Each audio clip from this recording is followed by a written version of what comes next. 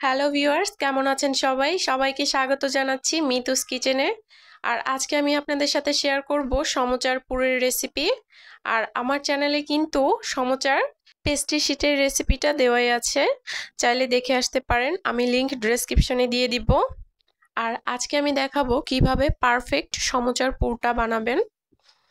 তো এর জন্য আমাদের প্রথমেই লাগবে আলু আর গাজর। আমি এটাকে খুব ভালোভাবে কুচি করে নিয়েছি।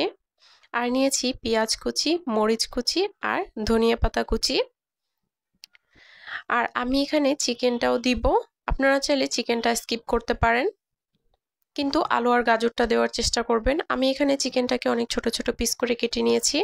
তারপর এখানে দিয়ে দিলাম স্বাদমতো লবণ, 1/4 চা চামচ লঙ্কার গুঁড়ো, 1/2 চা চামচ হলুদ গুঁড়ো, আর দিয়ে দিলাম 1 টেবিল চামচ গরম মশলা গুঁড়ো, 1 টেবিল চামচ আদা বাটা আর 1 চা চামচ রসুন বাটা। আর এরপরে দিয়ে দিলাম 2 টেবিল চামচ সয়া সস। আমি এখন এগুলোকে খুব ভালোভাবে মাখিয়ে নিব।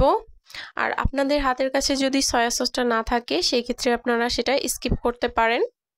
আমি এখানে চিকেনটা 1 ঘন্টার জন্য ম্যারিনেট করে রেখেছিলাম।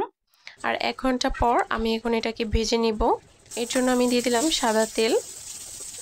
তারপর এটাকে খুব ভালোভাবে ভেজে নিতে হবে 10 থেকে 12 মিনিটের মতো, মিডিয়াম লো আঁচে। তারপর আমি পেঁয়াজটা দিয়ে দিলাম। পেঁয়াজটাকে খুব ভালোভাবে ভেজে নিতে হবে।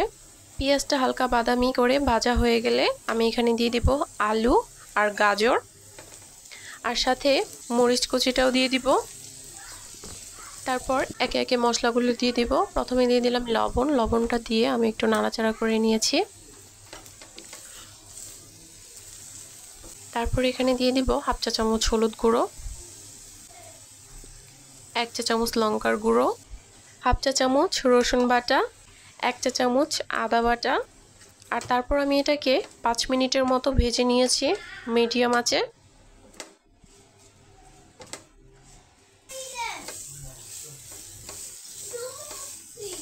এরপর এটা ভাজা হয়ে গেলে আমি এখানে দিয়ে দিব জল। জলটা আমি খুবই অল্প পরিমাণে দিয়েছি। জলটা দিয়ে ঢাকনা দিয়ে ঢেকে দিব। এখন রান্না করে নিতে হবে আরও 5 মিনিটের মতো, সবজিটা যেন নরম হয়ে আসে। তারপর আমি এখানে চিকেনগুলো দিয়ে দিলাম। আর আমি কিন্তু চিকেনগুলো ঠান্ডা করে একটু ছিঁড়ে নিয়েছিলাম। আর সাথে ধনিয়া পাতাটাও দিয়ে দিলাম। এখন নাড়াচাড়া করে ভেজে নিয়েছি আরও কিছুক্ষণ। এখন আমি এখানে দিয়ে দিব 1 টেবিল চামচ গরম মশলা গুঁড়ো।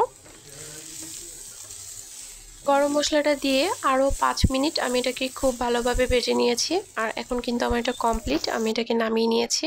সমোচার ভেতরে কিন্তু ক্রিস্পি একটা কিছু থাকে, তাই না? এটা কিন্তু সেটাই। আমি এখন এটাকে মিক্সড করে নিব।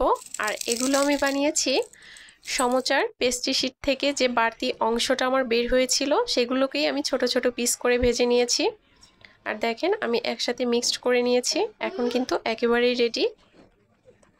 আর যারা যারা এখনও আমার চ্যানেলটি সাবস্ক্রাইব করেননি অবশ্যই সাবস্ক্রাইব করে দিবেন এবং অল নোটিফিকেশন অন করে দিবেন। বেশি বেশি কমেন্ট এবং শেয়ার করে দিবেন। সবাই ভালো থাকবেন। দেখা হবে নতুন কোনো ভিডিওতে।